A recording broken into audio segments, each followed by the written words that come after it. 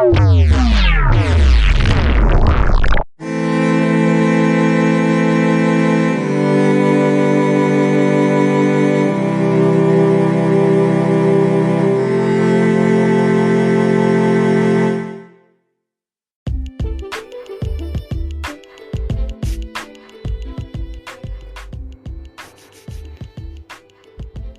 everyone, Prasanna Dasari here from World Showcase Podcast. మొదటిసారిగా తెలుగులో podcast చేయడానికి నాకు ఎంకరేజ్మెంట్ ఇచ్చిన ప్రముఖ వ్యక్తులకు అండ్ ట్రాన్స్లేషన్లో చాలా సహాయం చేసిన సహోదరులకు నా ప్రత్యేక కృతజ్ఞతలు చెప్పుకుంటూ పునరుత్థాన ఆదివారం తర్వాత ఒకరోజు లేట్ అయినా ఈ యొక్క మెసేజ్ని ఈ విధంగా షేర్ చేయడానికి దేవుడు నాకు కల్పించినటువంటి కృపకి కూడా ఆయనకి కృతజ్ఞతాస్తుతులు చెల్లిస్తూ ఈరోజు మనం టాపిక్లోకి వెళ్ళిపోదాం. ఈరోజు టాపిక్ వచ్చేసి నిజమైన పునరుత్థాన్ని మన దైనందిన జీవితంలో అనుభవించడం. మన జీవితంలో ప్రతి అంశంలో పునరుత్థాన్ని అనుభవించడంలో ఒక అద్భుతమైన విషయం. మనం అది సాధించడం కొరకు ఒక మహత్తర శక్తి మనకు ఎప్పుడూ సహాయపడుతూనే ఉంటుంది. మంచి నుండి దూరంగా చెడుకి దగ్గరగా వెళ్ళడానికి ఎక్కువ సమయం పట్టదు. కానీ మన జీవితం చెడుకి దాసోహం అయినప్పుడు మనం ముందుకి సాగిపోతున్నట్లుగా మనకు కనిపిస్తున్నను వాస్తవానికి మన పతనం వైపుకి మనం చేరువ అవుతున్నాం అన్నది నిజం. కానీ మనం అది గ్రహించే లోపే మన చివరి అంకంకు చేరుకోవడమే కాకుండా దిక్కుతోచని స్థితిలో మిగిలిపోతాం. మనలోని చెడు మన ప్రతికూలతను స్వీకరించి మనం విచ్ఛిన్నం అయ్యే వరకు తదుపరి స్థాయికి చేరుకునేలా పెంపొందిస్తుంది. కానీ మనలో ఆశ ఎప్పుడు సజీవంగా ఉండాలి. దేవుడు ఎప్పుడు మనలను ఆయన వైపు తిప్పుకోవడానికి మరియు ఆయన దగ్గరకు చేర్చుకోవడానికి ఎదురు చూస్తూ ఉంటాడు. మన భావాలను వ్యక్తీకరించడానికి, కొత్త స్నేహితులను కలవడానికి, వారితో సమయం గడపడానికి, వారిని సంపాదించడానికి ఈ ప్రపంచం మనకి సరిపోతుంది. మన సృష్టికర్త ద్వారా మనం రూపొందించబడిన దానిని సాధించే వరకు ఈ ప్రపంచం ప్రయోజనం లేకుండా అంతమైతే కాదు. మనం అంతరంగం యొక్క సందేశాన్ని మనల్ని ఉద్దేశించిన దానికంటే ఎక్కువసార్లు విస్మరించినప్పుడు జీవితం ప్రయోజనం లేకుండా ముగుస్తుంది. మన ప్రభువు, దయగల ప్రభువు, మన జీవితాలతో మనం చేసిన దానికి ఆయన ఎన్నోసార్లు క్షమించవచ్చు. కానీ అప్పటికి మన ఆత్మని మోసే నవలాంటి మన శరీరం మనలను ముందుకు తీసుకువెళ్ళే శక్తిని కోల్పోయి ఉండవచ్చు. మరియు మన జీవితం అలాంటి స్థితిలో అర్థం లేకుండా మరియు గందరగోళంతో ముగుస్తుంది. మనము అంతరంగం యొక్క పిలుపును విస్మరిస్తే ఒంటరిగా బాధపడవలసి వస్తుంది. ఎందుకంటే అంతరాత్మ అనేది దైవికమైనది. అది నిస్వార్థంగా మనల్ని హెచ్చరిస్తుంది మరియు మనతో మాట్లాడుతుంది. తద్వారా మనం మన జీవితాన్ని ప్రత్యక్ష నరకంగా మారకుండా కాపాడుకోవచ్చు. యేసుక్రీస్తు పునరుత్థానం మన సమస్యలన్నిటికీ స్పష్టమైన వివరణ ఇస్తుంది. మనం వివిధ సమస్యల లోతైన బురదలో మునిగిపోయినా మనం వెనక్కి తిరిగి చూసుకొని ఏం చేయాలో అనే అస్పష్టత నుండి ఒక స్పష్టమైన ఆలోచనలోనికి రావడానికి ఒక్క నిమిషం చాలు. మనమందరం నష్టాన్ని ఏదో ఒక పద్ధతిలో రుచి చూసి ఉండవచ్చు. మన బాధలు ఒకరికొకరు ఒకేలా ఉండకపోవచ్చు, కానీ భరించలేని నొప్పి ఒక తీవ్రత ఒకేలా ఉంటుంది. క్రీస్తును విశ్వసించే వారికి మన భారం ఆయనపై వేయడం నేర్చుకున్నాం. దావీదు రాసిన కీర్తనల గ్రంథము 55వ అధ్యాయము 22వ వచనము ఈ విధంగా సెలవిస్తున్నది: నీ భారము యెహోవా మీద మోపుము, ఆయనే నిన్ను ఆదుకొనును, నీతిమంతులను ఆయన ఎన్నడూను కదలనీయడు. కానీ ఈ రోజుల్లో అధునాతన సాంకేతికత గరిష్ట స్థాయికి చేరుకోవడంతో మనకు దేవునిపై ఉన్న విశ్వాసాన్ని కోల్పోతాము మరియు అది మనల్ని వినాశనానికి దారితీస్తుంది. ఇది చాలామంది విశ్వాసుల జీవితంలో జరిగినటువంటి నిజం. మరియు మన ఆధ్యాత్మికత జీవితంలో ప్రయాణంలో మన శక్తిని పునరుద్ధరించడానికి మనం కొంత విరామం తీసుకోవాలి మరియు మరింత ప్రేరణతో దాన్ని మళ్ళీ ప్రారంభించాలి. పునరుత్థాన రోజున మనమందరం చాలా ఉపన్యాసాలు వింటుంటాము. వాటిలో చాలా వరకు మనతో మాట్లాడతాయి కూడా, మనల్ని ఏడ్చేలా కూడా చేస్తాయి. లోతుగా ఈ ప్రసంగాలతో మనకు చాలా దగ్గరగా దేవునికి మనకి సంబంధమైనట్లు అనిపిస్తుంది.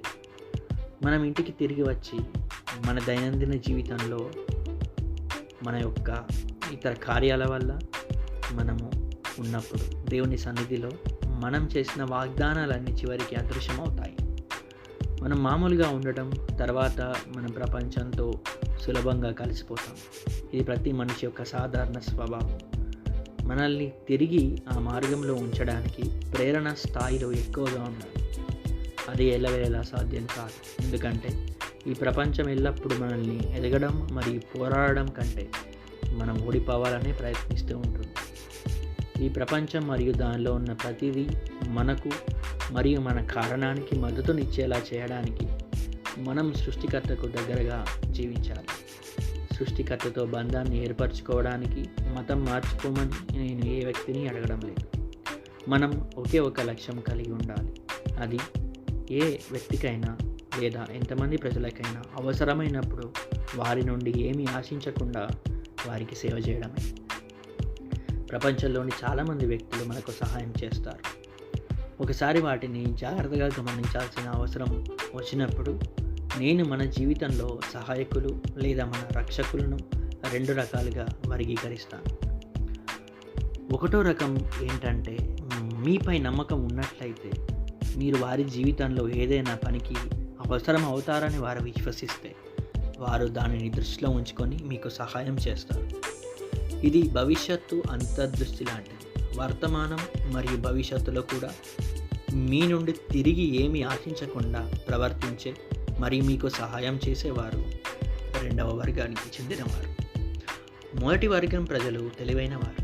వారు మీకు సహాయం వారి స్వతంత్ర ప్రయోజనం కొరకు చేస్తారు. మీ వల్ల ఉపయోగం లేదని వారికి తెలిస్తే వారు మిమ్మల్ని సులభంగా వదులుకుంటారు. మరియు 2వ వర్గంకు చెందిన వాళ్ళు దేవుని ప్రేమతో ఉంటారు. ఇలాంటి వారిని కనుగొనడం అంత సులభం కాదు.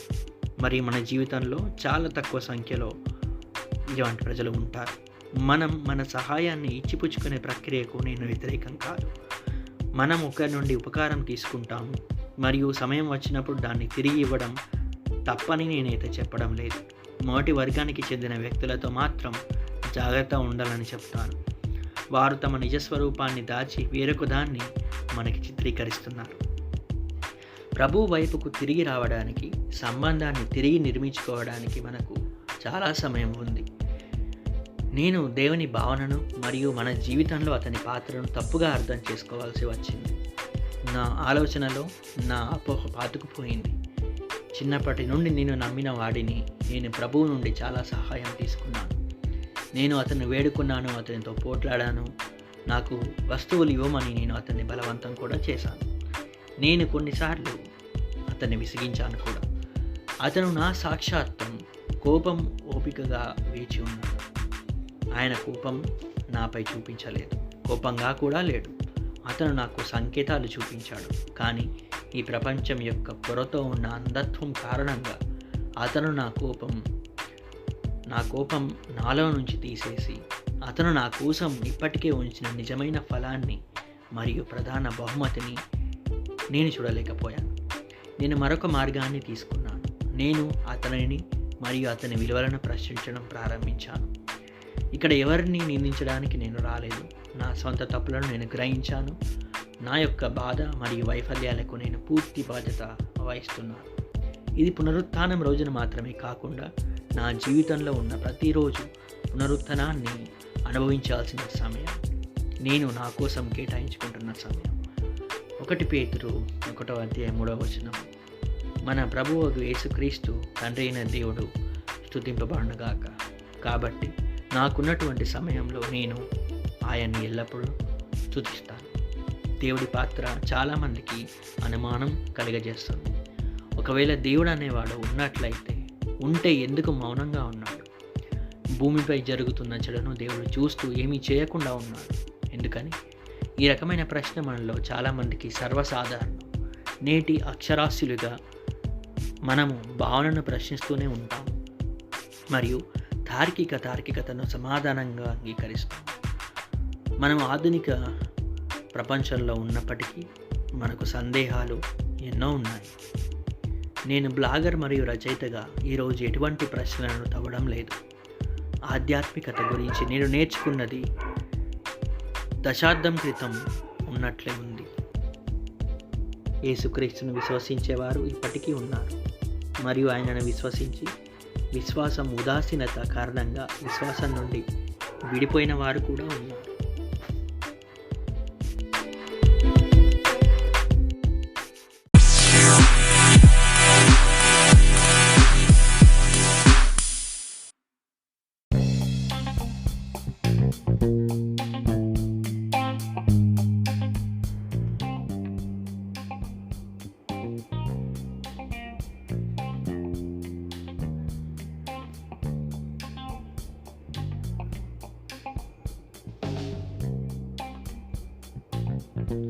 నేను ప్రతి ఆదివారం చర్చికి వెళ్ళడం మానేసినప్పటికీ నేను క్రీస్తు సంఘంలో లేను మరియు ఆధునిక చర్చిలలో వారు ఆడే రాజకీయాలను నేను తీవ్రంగా ఖండిస్తున్నాను. నేను నా దేవునితో సంబంధం ఉంచుకోవడానికి నేను నా కోసం, నా యొక్క రక్షణ కోసం కొన్నింటిని నేను అలవాటు చేసుకున్నాను. అది నా సొంత కారణం మరియు నేను అవతలి వ్యక్తిపై అదే విధంగా చేయమని సూచించలేను. చర్చ్ నుండి వాళ్ళని నిష్క్రమించమని కూడా అడగలేను. నేను సువార్తలను మరియు గొప్ప సువార్థికుల నుండి అద్భుతమైన ప్రసంగాలను వినడం ద్వారా చాలా ఆనందించినప్పటికీ నా హృదయం నాకు సరిపోయే భాగాన్ని మాత్రమే అందులో నుండి అంగీకరించింది. ప్రారంభంలో నేను పాటలను చాలా ఆనందించాను. తర్వాత కొన్ని వ్యక్తిగత అభిప్రాయాల కారణంగా సువార్త సంగీతం వినడం మానేశాను. ఒకరోజు నేను గిటార్ వాయించడం ఇష్టపడ్డాను మరియు నేను పెరిగే కొద్దీ నేను దాన్ని పూర్తిగా పక్కన పెట్టాను. కారణం ఏదైనా కావచ్చు, కానీ మన చుట్టూ సానుకూలత ఉండడం వల్ల మన మంచి జీవితాన్ని గడపడానికి సహాయపడుతుంది. యేసుక్రీస్తుని నమ్మడం వల్ల మనకు ఆశ కలుగుతుంది. విశ్వాసిగా చిన్నతనంలో మన తల్లిదండ్రులు మనకు నాటిన విషయాలను మనము విమర్శించలేము. మనల్ని మార్చేది ప్రభువుపై విశ్వాసం మరియు మనం తిరిగి రావాలనుకుంటే ఒక నష్టం నుండి అది మన ప్రభువు మనల్ని అంగీకరించడానికి సిద్ధంగా ఉన్నాడని మరియు తదుపరి ప్రయత్నాన్ని ప్రయత్నించడానికి తగినంత ధైర్యాన్ని అందించగలడని ఆశిస్తున్నాం. పునరుత్థానం మనలో జరిగినప్పుడు మనల్ని నిజమైన క్రైస్తవులు అంటారు.